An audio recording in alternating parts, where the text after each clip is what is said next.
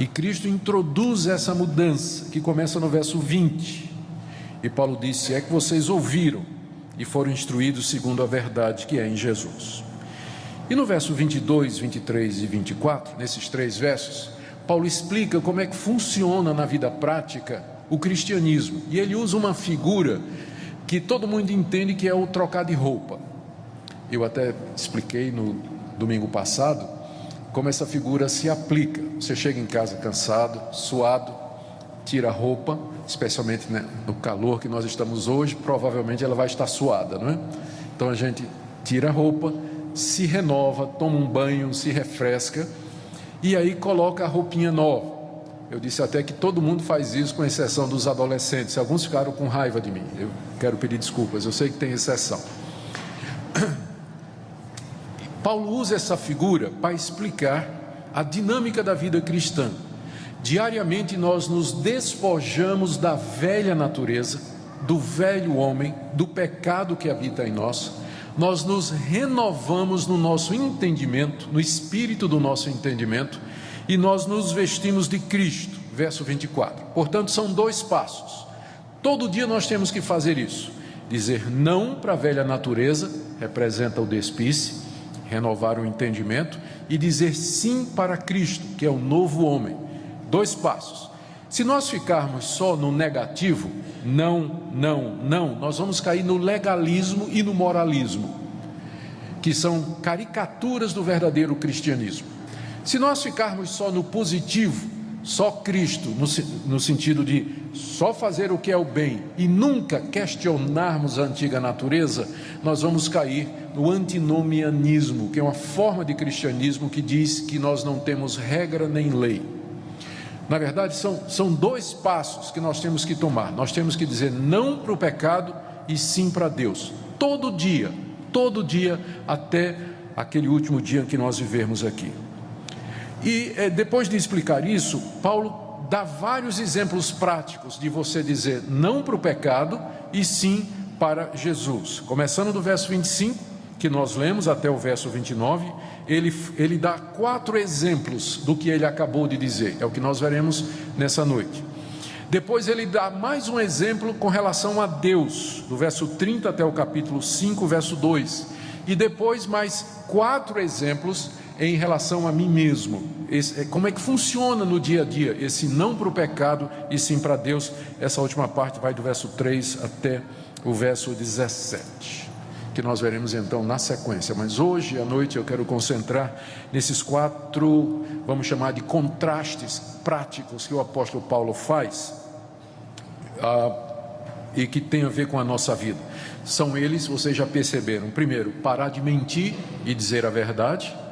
Não à mentira, sim para a verdade, verso 25. Não para a mágoa, sim para a ira santa, verso 26 e 27. Não para o roubo e sim para o trabalho, verso 28. Não para a palavra suja e sim para a palavra que abençoa, no verso 29. Então são estes 4 contrastes práticos que nós queremos ver nessa noite, na expectativa de que Deus fale ao seu coração, que o Espírito Santo lhe convença do pecado, do juízo e da justiça, e que aponte Cristo a você como sendo aquele que nos perdoa e nos dá graça para começarmos outra vez. Eu preciso dizer ainda mais algumas coisas com relação a esses contrastes antes de nós conversarmos. O primeiro deles é que Paulo não está inventando nenhuma ética nova para os cristãos. Praticamente tudo o que ele disse aqui já está no Antigo Testamento. Por exemplo, fale a verdade com seu próximo, no verso 25, está em Zacarias capítulo 8, verso 10. Quando ele diz, não furte, nós temos um mandamento que diz, não furtarás. Quando ele diz, não saia da vossa boca nenhuma palavra torpe, e quando no verso 26 ele diz que nós não devemos nos irar, nem dar lugar ao diabo, nada mais é do que o mandamento, não dirás falso testemunho. Então Paulo não está criando uma ética nova para os cristãos, ele está tomando a lei de Deus e dando a sua interpretação e aplicação à luz de Cristo. Isso é importante porque muita gente pensa que nós não temos mais nada a ver com a lei de Deus. Tem muitos cristãos que acham que o que nós temos que fazer é amar a Deus e o próximo. Mas a pergunta que nós fazemos é o seguinte: como é que você ama o seu próximo? Tem muita gente que acha que a ética do cristão é só o amor. Tudo bem. Como é que você ama o seu próximo? Eu vou lhe dizer como é que você ama o seu próximo. Você não quer a mulher dele, você vai respeitar o nome dele, você vai respeitar a propriedade dele, você vai respeitar a vida dele, em outras palavras, os 10 mandamentos.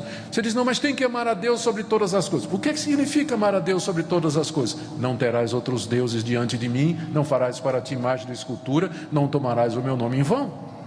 Então, no fim, você sempre volta para os 10 mandamentos, porque eles são a expressão da santidade de Deus, quem é Deus e o que Ele quer de nós. Então, o cristianismo não inventou uma ética nova, apenas nos disse em que poder ou de que maneira nós podemos viver para agradar a Deus. O que está a diferença?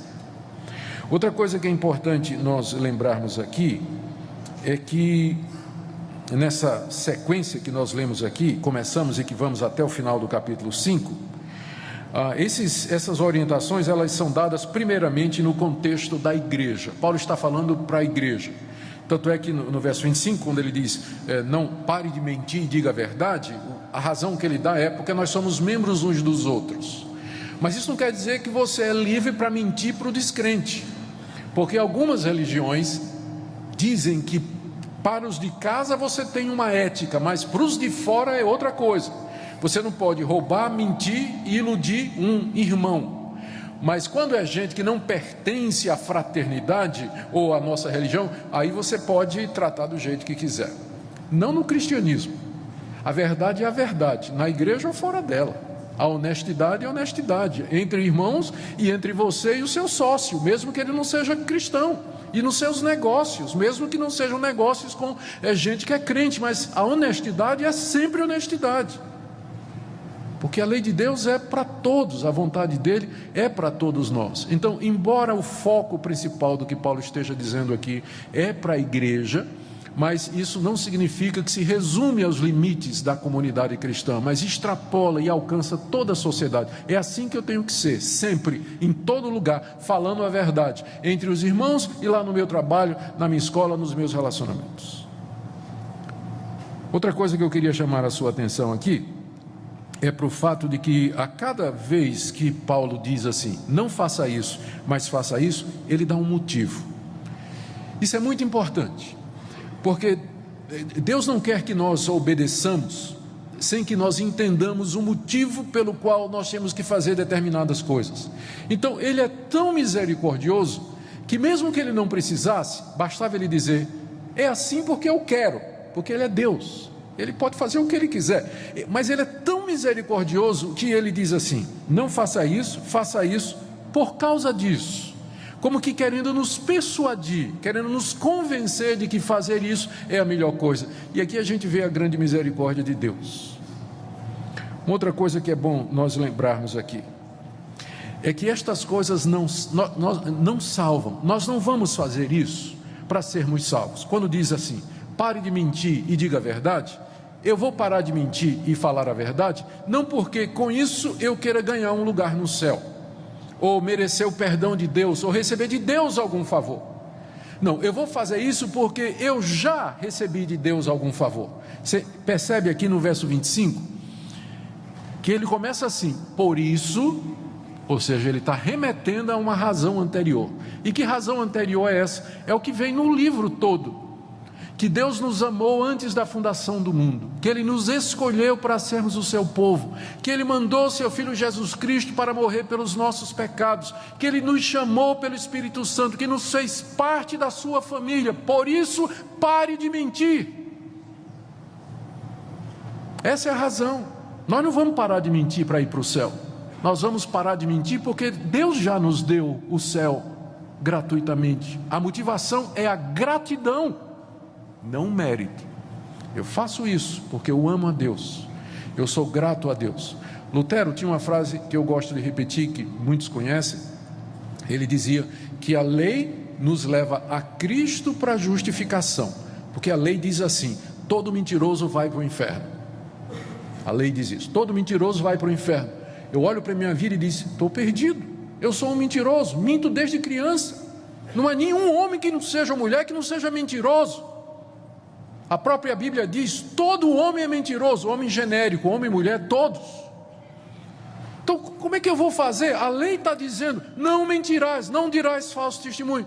Então Deus diz: a lei está dizendo a você que você precisa de alguém que lhe salve da sua mentira, alguém que lhe perdoe. E aí a lei me empurra para a cruz. Eu vejo Cristo Jesus na cruz morrendo pela minha mentira, sofrendo o preço da minha disfarçatez, e creio nele e sou perdoado. Me aproximo dele, me ajoelho e digo: Mestre, o Senhor perdoou a minha mentira, de que maneira eu posso te agradecer?